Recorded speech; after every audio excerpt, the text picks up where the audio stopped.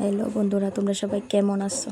তো welcome to back my channel. তো অনেক দিন পরে আজকে একটু মিনি ব্লগ নিয়ে আইলাম। তো দেখো, এদিনকে আসলো একটা অর্ডার, তাও কলেজের অর্ডার।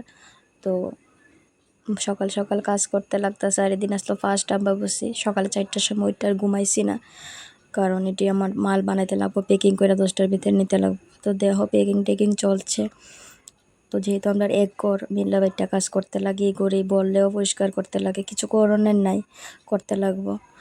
আর মেয়েরার জীবন বাবার বাড়ি থাকতে একরকম থাকে, শ্বশুর বাড়ি তাইলে একরকম হয়। হ্যাঁ, কিন্তু শ্বশুর বাড়ি যে খারাপ আমি তা কইতাছি না, কিন্তু মেয়েরার জীবনটা চেঞ্জ হয়ে যায়, এটাই কইতাছি। মেয়েরার বাবার বাড়ি একরকম আর শ্বশুর বাড়ি একরকম, কিন্তু কিছু করোনা নেই, দুটাই দুই রকম, দুটারে আমরা মিল্লা বাইটটা নিতে লাগে। জানি না কে লেগে মেয়েরার জীবনটা কি লেগে এমন হয়, ছেলেরার জীবনটা কি লেগে এমন হয় না।